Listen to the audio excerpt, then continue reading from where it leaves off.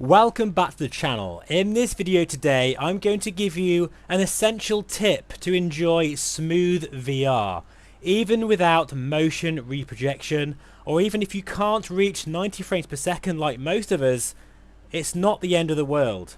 So join me after a very quick word from our sponsor and I'll explain what this video is all about.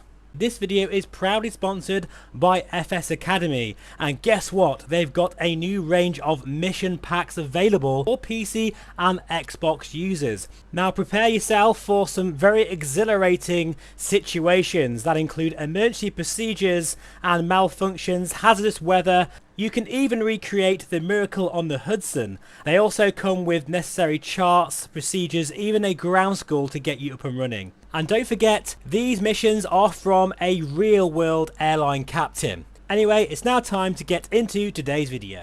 Right, let's get into this video. So, in my opinion, I would rather run 45 frames per second than 60 frames per second, and that is with headsets such as the Reverb G2, Vario Aero, Pimax Crystal, the ones that have a 90 Hz refresh rate, because 45 frames per second, of course, is half of that. And whatever reason, I'm not quite sure what the technicalities are behind this, you get a lot less stutters and everything feels very smooth, and this is without motion reprojection as well, because I know many of you out there are not a fan of motion reprojection because it induces artifacts.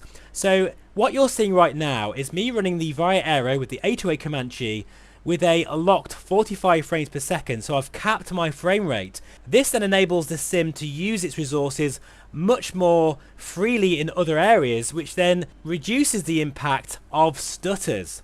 So that's why it feels so smooth, or that's one of the reasons anyway.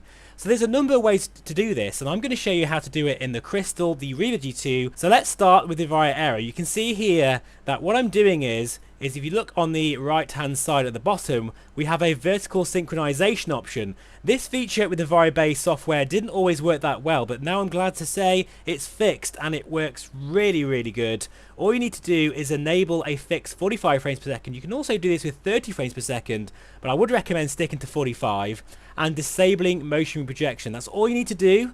And then of course the important thing is you need to hit that target, okay? So lower your settings in the sim. Now with the Pimax Play software you can now do the same. As you can see here, just lock to half frame rate, and if you're running it say 90 Hz, that will be 45 frames per second. And actually with the Crystal Light you can even go lower than that. So much easier, and obviously make sure you're using OpenXR as your runtime. Now there is many other ways you can do this as well, including the NVIDIA driver. I wouldn't recommend doing that really, because it might actually interfere with other aspects of the sim. Say if you want to run in 2D mode, which I very rarely do, but you never know. But another way of doing this is the OpenXR toolkit, especially for Reverb G2 owners. As you can see there, I'm now changing the frame rate. Notice how it's just basically taking back that frame rate to 45 frames per second. So I appreciate, folks, that not everyone can run 45 frames per second, I know.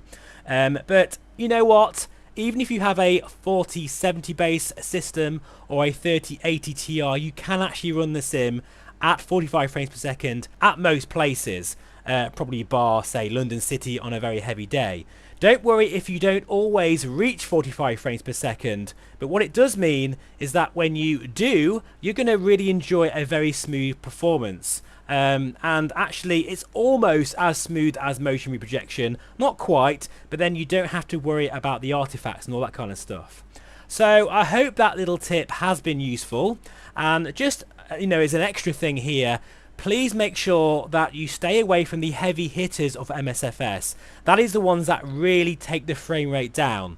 Perhaps take level of detail down, that's how far you can see out. Push it back to 80 or 90. That will make a big difference. Also stay away from volumetric clouds, keep them to medium or high. And I'd definitely recommend switching off Raymark's reflections. I don't even use them with a 4090. It's just a waste of performance in my opinion. It's not very well optimized.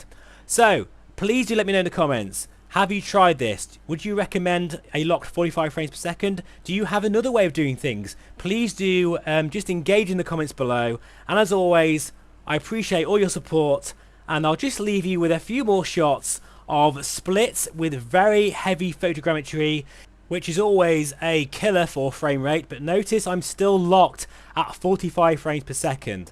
That is of course because of the RTX 4090, but you know, if you lower those settings and be quite ruthless with those settings, you can reach 45 frames per second even with lower base GPUs.